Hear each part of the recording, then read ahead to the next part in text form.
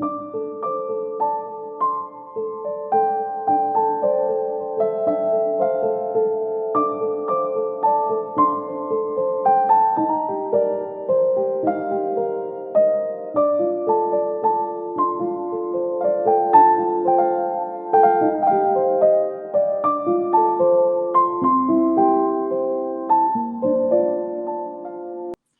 ele aí. Fala galera, fala doutor Iber, fala meu irmão Tiaguinho, como é que você vai, meu rei? Que Saudade de saudade, hein, meu você, brother? pá. Que saudade, hein? Saudade dos Ah, benguês que você passava o tempo inteiro ali para entrar no dança, né, meu irmão? rapaz. Iber, talvez você não saiba, doutor, mas eu e o Thiago fomos os primeiros a sair da dança dos famosos, né? É claro que a gente fez cara de triste, eu não sei o Thiago, eu fiz muita cara de triste, mas eu estava feliz num nível, porque me doíam todos os ossos do corpo. Eu, e Foi eu aqui, e aqui a gente já entrevistou o Lucas Veloso e a Maria Joana, né? Então, ou Ah, seja, que a gente já delícia. viu os dois polos, né? É. Ou seja, os que tiraram o primeiro lugar e nós que fomos os primeiros a sair. Mas, Tiramos o primeiro lugar também, né, Thiago? Pô, fomos os primeiros a sair. mas tá tudo certo. Ainda mais atleta, né? Um atleta Mas o amador e um atleta importante é o olímpico aí jeito tá, que a gente tá representou. identificado. O melhor foi como a gente representou, né, Gasolinha? Hein, como é que Ah, foi o grupo e tudo representamos muito mais? Pô, bem. isso foi sensacional, a amizade que a gente fez. Isso aí não tem preço, né, É, meu irmão? O que não tem fica é isso preço. no final das contas. É isso que Das vale, coisas, exatamente. das coisas mais gostosas que nós fazíamos na dança é quando terminava o programa domingo, que nós saímos todos juntos para rir. Pô, era divertidíssimo, é muito bacana. Mas, Inesquecível aqueles momentos. mas eu, assim, obrigado Pô, aí pela presença. Enfim, a gente, o Thiago, né, te colocou, né, inicialmente o nosso projeto, só fazer uma rápida apresentação para os seus seguidores também.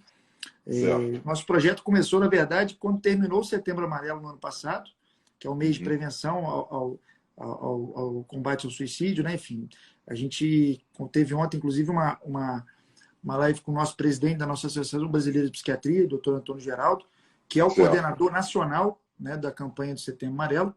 E os números no Brasil, né, infelizmente, enfim, não melhoram. Né? Nos últimos 20 anos, dobrou a cada ano o número de suicídio, e grande parte deles poderia ser prevenido se tivesse, né, acesso ao tratamento, se tivesse informação. Então, é uma luta, né, muito importante nossa, e ter você aqui até mais por tudo que você passou, né, as dificuldades que você passou, podendo nos ajudar nessa batalha aí, a gente fica muito, né, honrado e agradece a sua generosidade já de antemão. Então, fica aí Bom, o meu boa noite, e o Tiagão vai complementar aí.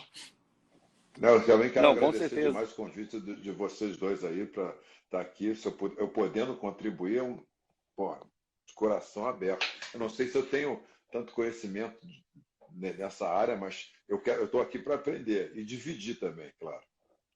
Não, e legal, Gasolinha, é muito prazer ter você, né? Igual eu te falei, a gente já trocou umas ideias ali, a gente falou muito. E eu acho que a importância, né? Porque o Gasola ficou preocupado, pô, mas eu não tô em experiência. A importância muito que a gente faz aqui, Gasola, às vezes a gente traz umas pessoas, né, da área, mas é importante as histórias, poxa, a gente falar, porque às vezes a história se encaixa muito mais fácil com as pessoas que estão vendo a gente. Então, eu e o Uhum. Erwin, a gente fala muita coisa aqui, cara, que assim, poxa, agora a gente está aí com quase 300 pessoas vendo a gente, e a gente fala muito, se a gente mudar uma pessoa, já tá valendo, né, irmão? É. A ideia, se a Então, gente consegue mudar uma pessoa para ela pensar positivo, já valeu a pena, né, velho? poxa, o meu agradecimento gigantesco para você, meu irmão. Pô, te amo, a gente tá junto pra Obrigado. caralho, não preciso nem falar, né? Você é um Obrigado, ídolo. irmão. E apesar de, além de ídolo, pô, viramos amigo, então uma honra ser seu amigo. E, poxa, muito legal ter sua presença aqui. E junto com a gente, né, nessa causa, acho que é uma causa muito importante. O Gasolina, não sei se você sabe, mas eu comecei com o Erwin. É, nós atletas, às vezes, a gente tem muita coisa, muito. Não vou dizer problema, tá? Porque problema é mais complicado. Mas a gente tem dificuldades, a gente tem, assim, pô, quando a gente vai parar, né, assim, o momento ali, eu comecei a descobrir a importância da saúde mental, não só como atleta, e hoje eu estou vendo que eu sentia falta como atleta, e hoje eu estou vendo que é muito importante também para a vida das pessoas, né? A gente está sempre em terapia, a gente se cuidar, a gente entender por nós mesmos. Então, acho que melhor do que eu, Gasolinha, pô, você vai dar aula hoje. Eu acho difícil, mas de qualquer maneira, eu acho que depois da pandemia, eu tenho um grande amigo que é cardiologista, o Dr. Carlos Portela, que a gente sai pelo Brasil fazendo palestras. Ele fala, teoricamente, sobre sono, sobre coração, sobre intestino, e eu falo da minha vida, um pouquinho da minha experiência pessoal. E depois da pandemia, eu acho que o Dr. Irving aí pode me corrigir se eu estiver errado, teve um crescimento muito grande dessas depressões. Eu fui um cara, eu nunca tive depressão na minha vida, já tive muita tristeza, uma série de coisas. Mas na pandemia eu cheguei a ter uma depressão. E aí eu procurei ajuda, procurei a ajuda não de uma terapeuta, mas, por exemplo, a minha mulher trabalha, né, nessa área, e teve um momento que eu pedi socorro para ela. Falei, amor, preciso conversar com você, porque a cabeça está dando voltas. E ela, graças a Deus, porra, conseguiu me ajudar. E eu vi muitas pessoas entrando em desespero. Eu morava ali no Península, onde você mora, Meu inclusive, né? vizinho, A gente era esse vizinho. desse. E teve um cara no início da pandemia, no meu Verdade. prédio lá, no quinto andar, que pulou, né? E malhava lá com a gente, né? Malhava lá com a gente, Malhava lá com a exatamente. gente na academia. Cara, ele não se deu nem tempo de tentar ver uma saída, né? E eu vou te dizer, longe aqui de julgar qualquer pessoa que comete um suicídio, mas às vezes a depressão, o cara entra num desespero tal que ele não vê a saída, e as pessoas às vezes não sabem, porque se soubessem poderiam tentar ajudar de uma forma ou de outra, né? E eu acho que a pandemia acirrou demais o suicídio de jovens, inclusive. Foi a população que mais sentiu a pandemia. Os números, inclusive a OMS, né, ela está colocando como prioridade a conscientização nas escolas. Porque, por exemplo, nos Estados Unidos, dos 12 aos 17 anos, na pandemia houve um aumento de 50% na tentativa de suicídio nos jovens. E no mundo, varia de país para país. Mas ou ela é a quarta causa de morte, ou ela é a terceira. Nos países mais pobres, ela é a quarta. Então, perde para violência interpessoal, acidente de trânsito e tuberculose. Nos países onde a tuberculose não é muito prevalente, é a terceira maior causa de morte, né? Enfim, e até já puxando um pouco desse assunto, né, Gasol, você pode ficar sempre muito confortável com qualquer questão pessoal, Tá, ok. você não ficar... Não, tá tudo assim, certo. Eu falo isso pelo seguinte, a gente fez uma live com o Las Grael, e eu sempre tenho que buscar uma maneira da história do nosso convidado que possa conectar com alguém que já passou por uma dor parecida. Sim. Ou que está passando. Então, por exemplo, claro. No caso do Las Grael, né, infelizmente lá pelo acidente que ele teve, a gente abordou o transtorno de estresse pós-traumático, né, que é quando a pessoa passa por um estresse com uma iminência de morte, né, um assalto, uma violência, enfim. Ele falou uma coisa assim que me marcou muito, Gasola, que foi o seguinte, ele falou assim, olha, quando eu acordei e vi que eu estava infelizmente amputado, né, sem a perna direita, me deu um desespero tão grande, falei, acabou minha vida, poxa, eu estava indo para a Olimpíada. E ele disse que uma das enfermeiras e o médico que operou ele, em 98, isso, não tinha internet, não tinha como a isso. As duas pessoas que estavam lá, que operaram ele, estavam amputadas. Coincidentemente, era uma enfermeira e uma fisioterapeuta, eu não lembro, mas o médico, o ortopedista, era amputado. E o que veio para ele na hora? Ele falou assim, poxa, então minha vida não acabou, porque essas pessoas passaram pelo que eu passei e elas estão aqui do meu lado. Então, isso a gente conseguir conectar uma situação dessa, para quem, por exemplo, no caso dele, felizmente, né, perdeu a perna numa diabetes, né, que, enfim, não controlou, um acidente de carro, precisa ser exatamente a mesma história, né, de ter um acidente náutico, né, como o dele. Mas as reações são parecidas, né? Né, estudei a sua história aqui para a gente poder né, falar de um assunto. E, se você me permite, Gasol, queria falar de um tema que tem mudado ao longo das classificações aqui na psiquiatria, que é o luto, né? A gente considera o luto infelizmente, a perda de um ente querido. Quando a gente está falando de uma separação, de uma perda de emprego, a gente chama de adaptação, é um outro nome. E quando a gente está falando de uma situação de iminência de morte, por exemplo, né, como aconteceu, infelizmente, com o Asgrael, a gente chama de reação aguda ao estresse. Então, são nomenclaturas diferentes, a maneira de abordar também é diferente, porque são estímulos difíceis, mas com características peculiares. E o luto ele veio numa mudança na literatura que é o seguinte. Primeiro, tem que tomar um cuidado muito grande de falar disso, porque o luto é algo que a pessoa vai ter para o resto da vida em relação à tristeza, em relação às lembranças, aos sentimentos. Então, o único lugar que uma pessoa importante não pode morrer é dentro da gente. Então, isso é um ponto, né?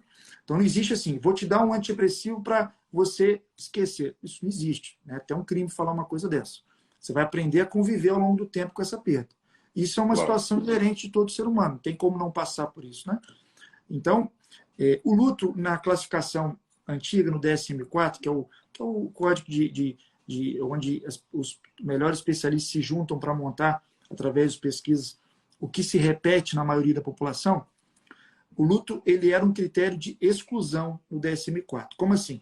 Chegasse um paciente aqui hoje no meu consultório, preenchendo um critério depressivo, com alteração de sono, de apetite, concentração, isolamento social, e ele tivesse tido, infelizmente, uma perda por morte, na antiga classificação você teria que esperar 2 meses para falar assim, não, agora passou 2 meses, lógico que não é nada matemático, né? A psiquiatria não é uma ciência exata, é só o julgamento clínico ele é muito mais importante do que número de dias, mas é só para, assim, você tem que se guiar por alguma coisa, senão cada um faz de um jeito, né? Então, se passasse desse período de média, até 2 meses de média, você não poderia falar que ele está num quadro depressivo, porque entenderia que seriam reações plausíveis do luto, né? Na classificação atual, que já está mudando, que ano que vem já vai ser outro, que é a DSM-5, eles retiraram esse diagnóstico de exclusão. Eles entenderam o seguinte, se após 14, 15 dias, 2 semanas, né, que é o prazo mínimo para você começar a pensar em sintomas de depressão, o paciente continuava preenchendo um critério inteiro, alterando sono, apetite, concentração, entende-se que a grande maioria deles, com 2 meses, continuavam preenchendo. Então, você perdia esse tempo de tratamento e, quando você tem um gatilho envolvendo luto, tende a ser uma depressão mais grave, em relação ao próprio pensamento suicida, em relação à refratariedade ao tratamento. Então, eles entenderam que vai ter uma pequena parcela aí que vai ir para o bolo, mas, na maioria, ele se beneficiaria de não esperar esses 2 meses. Isso a gente está falando de quadro depressivo. Na nova classificação, que já está nos Estados Unidos, né, valendo, mas no Brasil ainda está em tradução, mudou de novo, né? Eles acrescentaram agora um termo que bate com a sua história, tá, Gasola? Pode não ser onde eu vou chegar, que é o termo um chamado transtorno. Na psiquiatria a gente chama de transtorno e não de doença por não conhecermos a causa, né? Pode ser genético, ou pode ser questões multifatoriais, enfim, ambientais. Do luto complicado ou do luto patológico, né? Existem essas 2 terminações, que é o seguinte, após 6 meses, infelizmente, do evento, o paciente continua como se parecendo o primeiro dia, o segundo dia do evento. Quando você tem um problema grave na vida, e o primeiro dia é o pior, o segundo dia um pouco menos, o terceiro dia, e assim vai. É uma adaptação que você vai indo, né? Isso é o natural. E eles viram que em torno de 10% das pessoas mantinham esse luto prolongado, ou seja, não era um quadro depressivo. Porque o luto, você tem muita a situação dos pensamentos ficarem voltados para a pessoa que faleceu, né? Por exemplo, tem muita sensação de perda, de vazio. Você tem o que a gente chama de dores do luto, que é um período de disforia, de irritabilidade, que eu vi na sua história que você teve esse período, né, de ficar com raiva.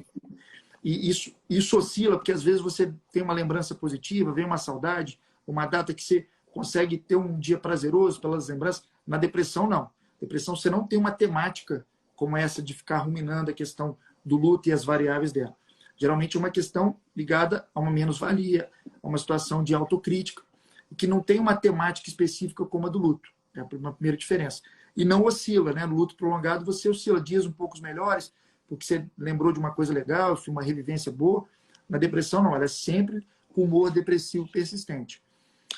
E além disso, após essa perda, esse sofrimento psíquico e físico fica muito voltado para isso, e a pessoa começa a ter dificuldade, junto, né, vem uma dificuldade de aceitar a perda, dificuldade de aceitar a realidade dos planos que, teoricamente, você não vai conseguir mais realizar, infelizmente, a confusão, né, acerca de qual é o seu papel da vida, uma raiva muito relacionada a essa perda. Muitos pacientes relatam a dificuldade de prosseguir na vida, de fazer novos amigos, eles ficam pessoas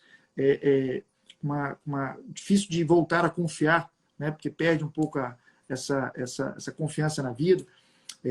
Há mais do que da tristeza, há mais um abafamento emocional, que a gente chama de aplainamento efetivo, ou seja, quando vem uma notícia boa, não fica tão feliz, quando tem uma notícia triste, fica tão triste, meio blasé, meio tanto faz, e mantendo por mais de 6 meses disso. E o que as pesquisas mostraram é que quem tem esse luto prolongado, ele passa a ter uma chance maior de ter um quadro depressivo, que é diferente desse quadro que eu estou te mostrando, certo. ter comportamentos mais suicidas, inclusive, por exemplo, com abuso de álcool e de substância, e ter aumento de chance de problema cardiovascular, incluindo infarto. E pela sua história, né, que eu vi que você, né, pelo menos você me corrige, que eu consegui ler aqui na internet, teve aquele período seu de reclusão, né, infelizmente após o assassinato lá da Daniela, e mesmo você sendo uma pessoa, né, atleta, uma pessoa, né, do jiu-jitsu, enfim, apareceram, né, infartos, que pode ser genético, pode ser que não tem nada a ver com isso, né? Não, tem tudo a ver com isso. Só tive sim, mas sim. Claro que tem a ver com isso. Não, tem não, o que eu falo é o seguinte, é porque às vezes você tem enfim, isso aí contribuiu, mas assim, a curiosidade dessa classificação que está saindo, ou seja, nem saiu ainda, só está nos Estados Unidos, é que bate muito com o que você colocou. Eu não posso afirmar 100%, eu quis dizer que existem outras variáveis, você pode ter uma história familiar, enfim, colesterol, não sei, enfim, mas que bate muito com o que você colocou, você coloca nas entrevistas. Né? Como é que eu, fazendo esporte, né, fazendo as atividades, né, pude ter? E mostrou uma correlação com distúrbios cardiovasculares para quem passa por um luto prolongado. Então, assim, você fica muito confortável, tá, de claro, tocar ou não nesse assunto, mas o luto é uma coisa que eu vivo aqui no meu dia a dia como psiquiatra. Né? É uma dor, para mim, muito grande. Principalmente aquelas que alteram a ordem natural da vida, né? Que é, enfim, infelizmente, o pai enterrar o filho, enfim. E aquelas que são súbitas, né? Como foi o seu caso, né? Ou seja, de manhã está tudo bem, de tarde não tem. Né? Ou seja, você não vai, teoricamente, se preparando. Então, quem está, né, infelizmente, passando por essa dor nesse momento, é uma conexão que, enfim, eu fiz questão de trazer aqui hoje, até infelizmente, pelo que você passou, mas você fica à vontade para falar como é que foi, enfim, como é que você lidou com isso, como é que está sendo. Somos todos ouvidos, Raul. Ok. Bom, doutor, eu achei bem elucidativo, né, toda a sua explicação. Eu me encaixo em alguns quadros aí. Começando do início, você nunca pensa, pode imaginar na sua vida que você vai sair de manhã, se despede da sua mulher, ela vai para o trabalho dela, você vai para o seu e de noite alguém matou ela. Você só vê isso em filmes de ação, em filmes de vingança, sei lá, filmes policiais, filmes de Rambo, aquelas coisas. Né? Isso é muito cinema para mim, é muito televisão, é muito série, muito filme. De repente isso acontece na minha vida. Isso me deixou assim, naquele exato momento, eu falei assim, pô, isso não pode estar acontecendo. Não é possível, você rejeita mesmo sabendo que é verdade. Então, essa dor, eu fiquei, você disse assim que depois entre 2 meses, depois de 6 meses, eu fiquei 1 ano sem saber direito o chão que eu pisava. Mas eu não tive um quadro, quer dizer, talvez eu tenha tido um quadro depressivo, mas foi ao contrário da depressão de ficar para baixo. Eu fiquei muito para cima. Eu queria ficar extremamente lúcido para poder entender tudo que tinha acontecido na minha vida, com a vida da Dani, com a nossa vida, como você disse, um pai enterra um filho, né? É triste. Uma mãe não pode enterrar um filho, cara. O pai não pode enterrar o filho. É a lei natural das coisas, é o contrário. Normalmente os filhos enterram os pais. Quando isso acontece ao reverso, a dor é eterna. A dor é eterna. Eu imagino a Glória, para mim, ela é uma pessoa especialíssima. Acho que não sei se vocês viram a série Pacto Brutal, o assassinato da Daniela Pérez. Ela mostra ali na série que ela é uma super mãe, né? Tem pais que não defendem seus filhos vivos. Ela defendeu a filha morta durante 30 anos. E isso tem um valor assim inestimável. Mas voltando a falar de mim, eu queria ficar muito lúcido. Eu me lembro que logo depois que a gente já estava em casa, que já estava realmente muito perturbado, as pessoas queriam me dar um calmante. E quando eu descobri que elas queriam me dar um calmante, eu falei, não, eu não quero. Eu não quero nada que me tire do meu racional, do meu pé no chão. Então eu só tomava a água que eu abrisse. Eu não tomava, a pessoa vinha trazendo um copo d'água para mim, alguém tinha posto uma gotinha de alguma coisa ali. Eu não queria perder o meu racional. E eu fiquei muito obsessivo pelo aqui e agora. Então, eu nunca fui de beber, mas eu passei a não beber absolutamente nada. Não fumava cigarro, nunca me drogava, mas isso estava fora do meu. Então eu me foquei muito na saúde. Eu busquei treinar, comecei a treinar jiu-jitsu, depois disso já fazia outros esportes, né? Já tinha feito 14 anos de capoeira, fazia surf, windsurf. Eu me foquei muito no esporte, mas eu acho que eu fui muito intenso. Eu sofri muito. Esse sofrimento talvez tenha vindo mais tarde, que eu acredito nisso. Seguinte, você tem resistência. Eu tinha 36 anos quando a Dani foi assassinada. Então, eu tinha uma resistência física grande, mas a fatura vai vir ali na frente. Essa fatura vai vir. Você não pode sofrer tanto assim e achar que você depois vai superar. Eu digo sempre o seguinte, se você perde uma pessoa muito querida por um acidente, você sofre igual, mas recupera. Se você perde essa pessoa querida por uma doença, você sofre igual, mas você recupera. Se você perde essa pessoa querida por um assassinato, você sofre igual, mas você não recupera igual. A recuperação é diferente. Uma mãe não recupera, ela suporta, mas não recupera. Eu não recuperei, mas eu suportei e tive que fazer um trabalho. Foi quando eu procurei a terapia. Eu falei, eu preciso me conhecer, porque na minha cabeça eu tinha dois caminhos. Inclusive falei para uma grande amiga minha, Cláudia Raia, falei para ela assim, eu tenho dois caminhos, Cláudia. Cláudia sempre foi uma grande amiga. Eu falei assim, ou eu viro um monge, vou sair aqui do Brasil, vou me internar lá no Tibete, vou virar um monge, um religioso, fanático, maluco, ou eu vou virar um psicopata louco, querendo vingança. Graças a Deus, graças à minha mãe e graças aos meus amigos, eu não virei nenhuma coisa nem outra. Eu consegui trilhar um caminho da normalidade, dentro do que se pode dizer normal, que, desculpa, mas normal ninguém é, ainda mais de perto, né? E eu sei que eu passei por esses momentos assim, durante esse ano eu tinha muito medo de mim, porque eu era uma pessoa perigosa, mas eu não queria me vingar do mundo.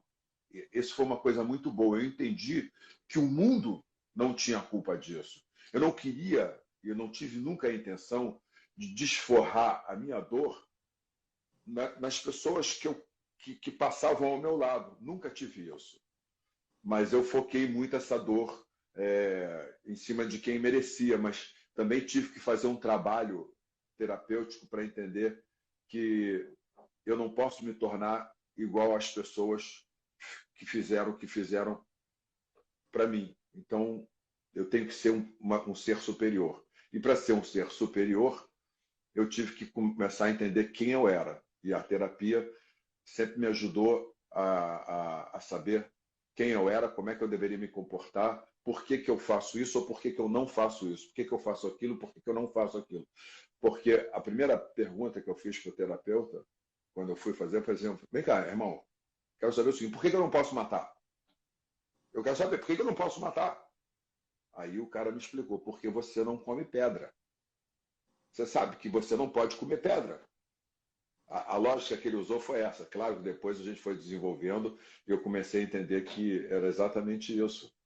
Eu não sou igual aos assassinos, entendeu?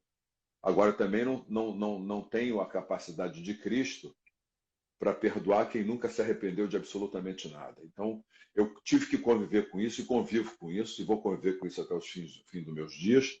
Mas eu paguei essa conta. O coração pagou essa conta. Pagou 5 vezes. Eu infartei a última vez esse ano. Esse ano foi a primeira vez que eu infartei leve. Infartei e falei, pô, estou infartando. Depois de um treino de jiu-jitsu que eu acelerei demais, mas eu não falei para ninguém, peguei minha scooterzinha e falei assim, vou para casa ou vou para o hospital? Infartando. Aí eu falei, vou para casa. Aí cheguei em casa, minha filha me viu, falou, pai, o que você tem? Eu falei, eu acho que eu estou infartando. Vou para o hospital, eu falei, deixa eu tomar um banho, que eu nunca consegui chegar no hospital limpo. Ela queria me matar. Esse gasóleo é mito, né, gente? O cara infartando, peraí, deixa eu tomar um banho antes de ir, né? Peraí, vou dirigir minha scooter, vou tomar um banho. A minha mulher e minha filha queriam me matar. Falando, se você sobreviver, a gente vai te matar. Mas, enfim, doutor, cada um reage de uma maneira. Eu acho que a minha depressão foi ao contrário. Eu reagi... Por exemplo, eu dormia muito pouco. Nas primeiras semanas, eu não dormia, né? Nos primeiros 2 meses, eu descansava o corpo.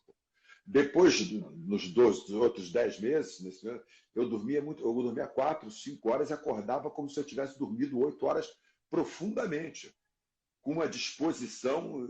Pô, comecei a treinar jiu-jitsu, eu fazia 3 treinos por dia, que eu queria gastar, cara. Eu queria gastar essa energia. Eu queria ser uma pessoa mais normal, mais equilibrada. E eu tinha muita energia. Então Gasolinha, você acha que de alguma forma ou de outra você usou, né? Eu vou usar o jiu-jitsu como esporte, porque é um esporte. Uhum. Você usou talvez o que estava acontecendo na tua vida e você jogou toda essa força dentro do jiu-jitsu, dentro do esporte, sabe? Sabe aquela, Sim. às vezes a raiva que você tinha, a raiva que você jogou dentro do... Você direcionou, na verdade. É o que Canalizei. tipo assim, você canalizou. Canalizei exatamente por isso. Porque, por exemplo, eu não queria treinar jiu-jitsu porque era um esporte de contato, de pegar, de agarrar, não sei o quê. Eu nunca tinha treinado.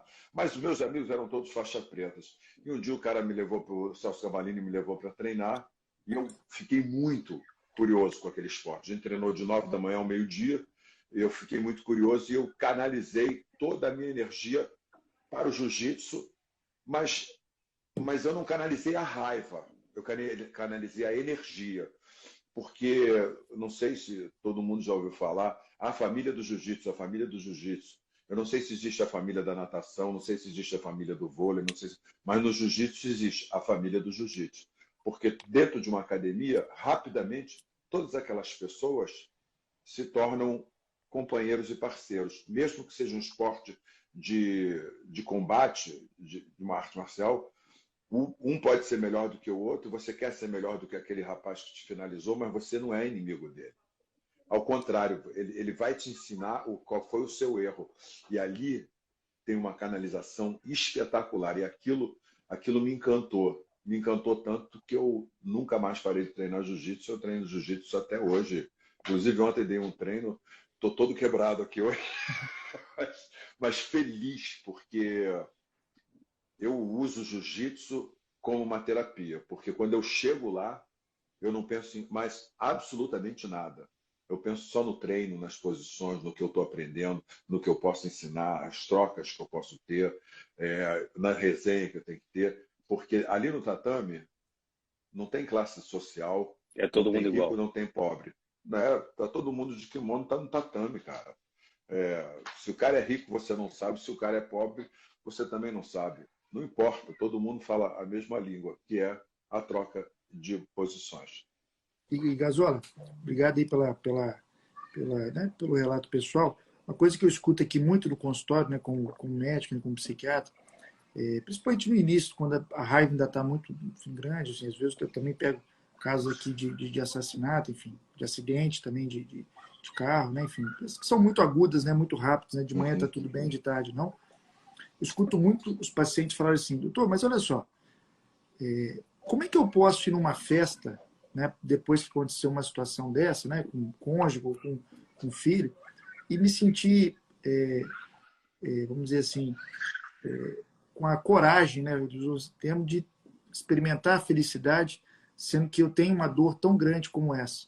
Então, isso é um relato, uma dor muito clara que eu escuto aqui, repete muito isso, que esses entes que ficaram, eles têm essa dificuldade de se permitir, ao longo do tempo, viajar, ir numa festa, realmente ficar feliz, porque fica sempre, né, a lembrança puxando, não, peraí, como é que você vai ficar feliz se aconteceu isso? Isso aconteceu com você? Você, enfim, trabalhou isso na terapia, enfim, essa ambiguidade aí dos sentimentos? Eu tive um grande problema, por ser uma pessoa pública, que eu me apoiei muito nos meus amigos, e os meus amigos, eles me deram muito carinho e muito amparo. E eu me sentia muito, muito agradável. Eu não ia a festas. A gente tinha permuta, eu fui para São Paulo a convite do Alexandre, para a gente fazer uma peça chamada Split Splash, que a gente já tinha feito no Rio de Janeiro. E eu achei interessante porque eu ia sair do Rio, onde eu estava casado há 3 anos com a Dani, enfim, eu queria mudar todo aquele ambiente. Eu achei isso muito saudável. Mas, pelo fato de eu ser uma pessoa pública, aonde eu ia tinha um fotógrafo, né? E, por exemplo, se eu estava conversando com meus amigos e dava um sorriso, o cara fotografava e colocava exatamente assim, Gazola se divertindo com os amigos. Mas ele fazia aquilo pejorativamente. Mas eu achava aquilo saudável. Porque, por exemplo, eu conseguia rir com meus amigos. Eles conseguiam fazer com que eu risse. Eu não me sentia culpado de eu rir. Eu achava aquilo muito carinhoso da parte deles. E eu me lembro uma vez que a gente estava num restaurante batendo um papo, não sei o quê, aí vieram 2 moças. Na época não tinha selfie, era autógrafo. Né? Hoje eu não sei mais nem escrever, que todo mundo bate foto. E a moça falou assim, chegou para mim e falou assim, Raul, eu falei, oi, pois não. Não fica triste, não. Eu falei assim, não estou triste, não. Cara, a mulher ficou muito aborrecida. Falou, não tá, não? Eu falei, não. Nossa, ela virou as costas, saiu de cara amarrado. Eu falei, poxa, eu agora vou ter que representar uma tristeza para as pessoas. A minha tristeza era interna. Eu estava tentando lidar com ela. Entendeu? Eu estava tentando me adaptar ao mundo. Porque se eu fico deprimido e triste esse tempo todo, que as pessoas algumas pessoas talvez pudessem achar que era isso, eu entraria num estado de depressão. E esse estado de depressão eu não tinha interesse em entrar, nenhum. Porque eu nunca tive interesse em tirar a minha vida. A minha vida, não. Antes de eu ir embora por conta própria, eu vou levar a meia dúzia comigo. Então, como eu não vou levar a meia dúzia, eu não vou tirar a minha própria vida. Entendeu? Então, eu lutava com as armas que eu tinha para ser uma pessoa normal. E eu consegui, entre parênteses, ser normal por conta do carinho dos meus amigos. E isso não tem preço. Eu nunca vou esquecer nenhum dos amigos que estavam do meu lado nessa época em que me ampararam durante 1 ano inteiro. Isso foi, assim, um divisor de águas na minha vida, positivamente. E o importante, Gasola, que você colocou, que eu vou frisar aqui com os nossos ouvintes que estão aí, que estão passando, ou já passaram, estão passando por uma situação parecida, a gente, quando você usa assim, eu consegui suportar, hoje eu estou aqui, né, enfim, com apoio, mas você falou uma coisa muito interessante, que olha, em determinado momento, eu necessitei buscar ajuda de um profissional, né, do psicólogo. Sim, claro. Por quê? A partir do momento que você entende que existe, como eu estou colocando aqui, a possibilidade disso cronificar, isso virar uma patologia, a partir do momento que você sabe que tem uma possibilidade de você diminuir essa chance, lógico que a gente sabe que até o presidente da Associação Brasileira falou com a gente, do Dr. Antônio Geraldo, que a psiquiatria, infelizmente, tem que evoluir muito em relação ao acesso à saúde, né?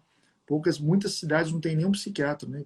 Mas você tem que ir no médico, você tem que ir, enfim, o médico ele tem que dar pode não ser a especialidade dele, né? Mas ele tem que buscar um jeito de te ajudar com qualquer pessoa que busca essa ajuda.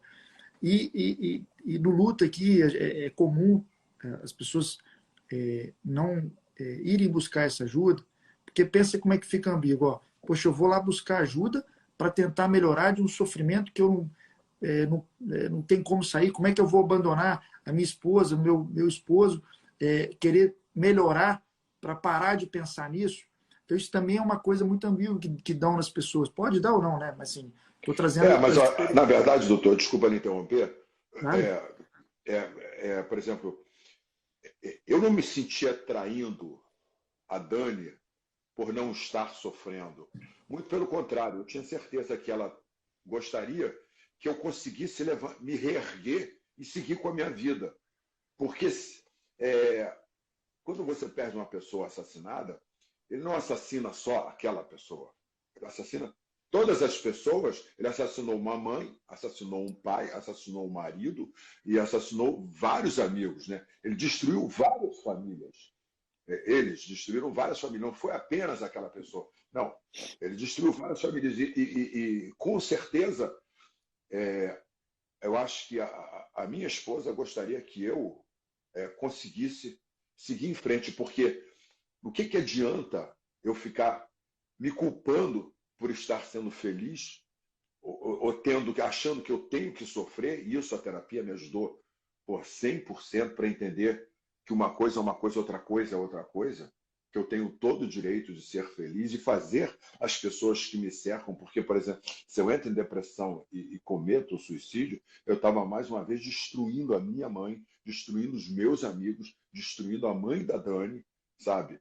O pai da Dani, ele não aguentou, ele morreu de câncer. Ele teve um câncer e faleceu, porque ele entrou num estado de depressão tão profundo que ele não recuperou.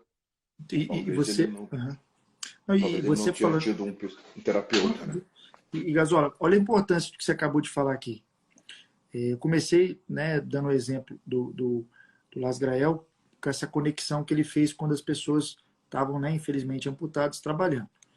Eu tento passar aqui, como psiquiatra, tentar numa linguagem acessível, essa parte técnica, né, dos critérios médicos, enfim.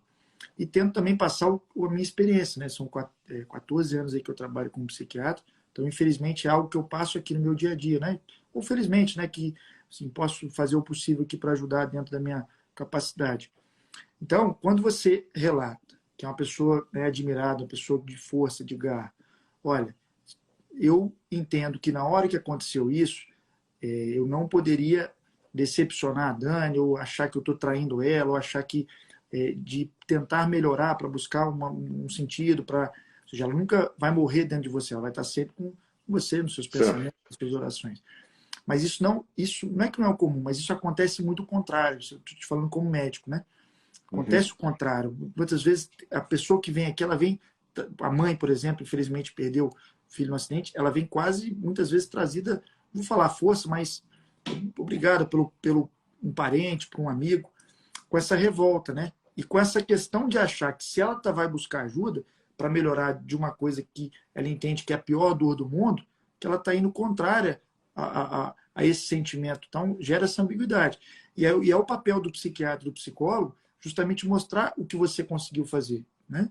Aí a gente sempre coloca assim, imagina, por exemplo, né, se a gente pudesse ter uma conexão e essa pessoa que infelizmente faleceu, visse que você está deixando de ir lá, né, numa data importante da sua irmã, porque você vai ficar achando que talvez ela lá de cima vai ficar chateado, porque você rapidamente esqueceu dela ou algo desse tipo. Então, é uma das técnicas, inclusive, que a gente usa para mostrar que é justamente o contrário isso, né?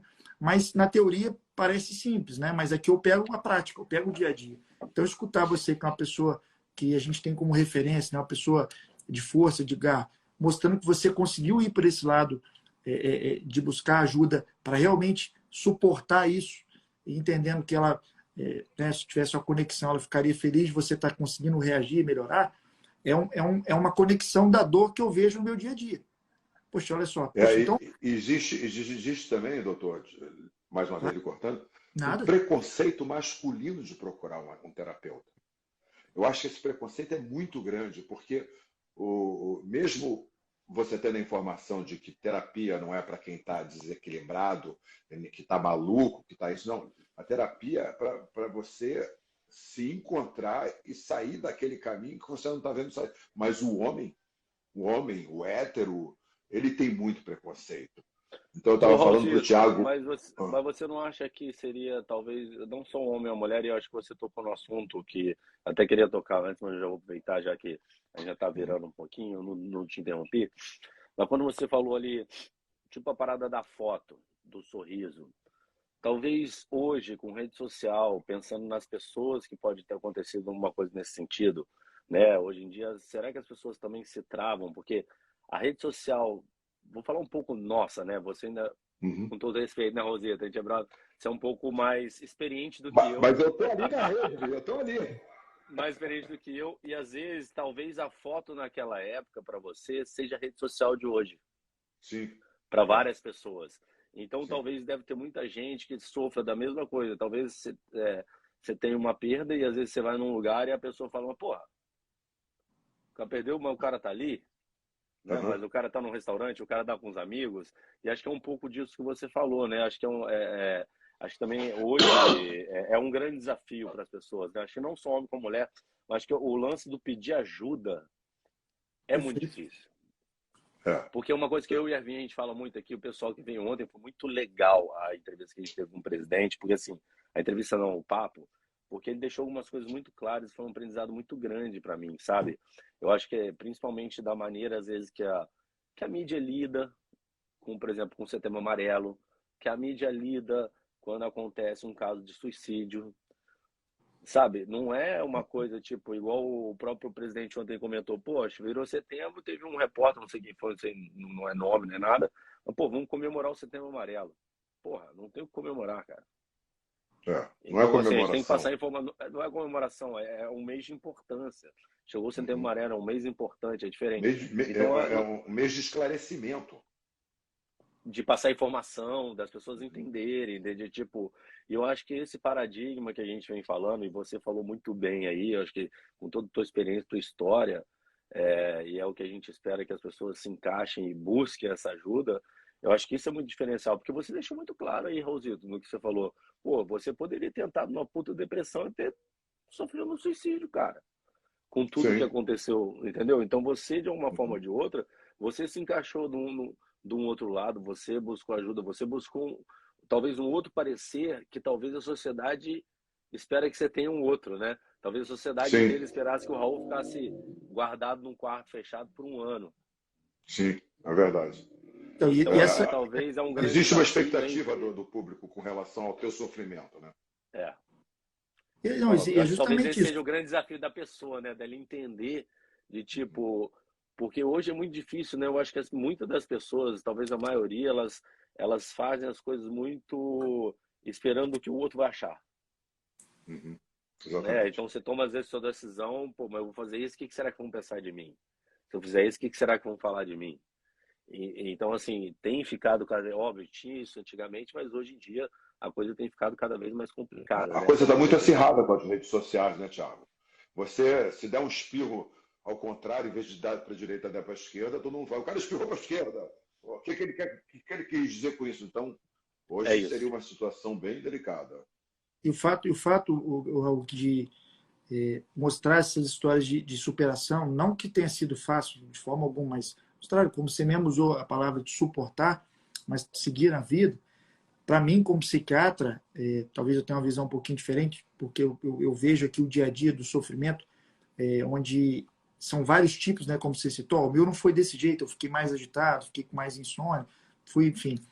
Mas ter uma história como a sua, que é uma pessoa, né, que é pela questão do documentário, está muito em alta todo esse assunto, dizendo que você, mesmo homem lá atrás, com mais preconceito ainda, porque cada ano vai passando, graças a Deus vai melhorando um pouco isso, em todas as áreas, você buscou ajuda e você entendeu que se sozinho você está com dificuldade, né, buscar ajuda é sempre inteligência em qualquer área da vida. Muito. Não sei fazer imposto de renda.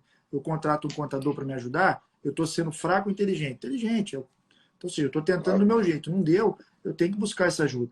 Mas quando uma pessoa que está vendo aqui hoje, né, a nossa live aí, eu agradeço aí a presença de todos aí, que passou por isso, está passando, ou infelizmente, né, enfim, vai passar, vendo o seu relato hoje de superação, como você buscou através do esporte, através da psicoterapia, através dos amigos, é um norte para eles, porque você é uma referência. Quando a pessoa passa pela primeira vez, como você passou, você nem sabe o que você vai fazer. Porque é tudo novo. Então, quando a gente consegue trazer, né, cada um, né, contribuindo aí, os artistas, os atletas são pessoas de referência para todos nós, isso me deixa, como psiquiatra, muito feliz, porque eu sei que isso vai ajudar alguém. Pode ter certeza que o seu relato hoje, não tenha dúvida que eu vivo isso aqui no dia a dia, a maneira como é que você lidou vai inspirar. Pode ser que ele não faça igual, pode ser que ele faça diferente, mas agora ele tem um norte. Mas ele tem que buscar ajuda na terapia. Os amigos vão dar apoio e carinho, mas o texto tem que vir do terapeuta.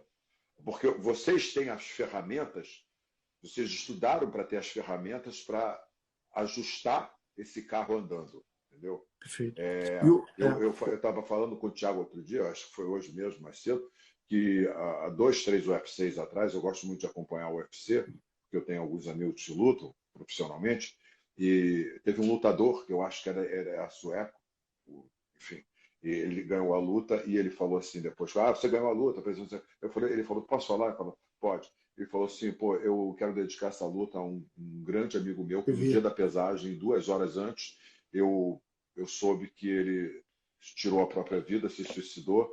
Então, eu quero dizer que nós, homens, sofremos muita pressão e precisamos falar.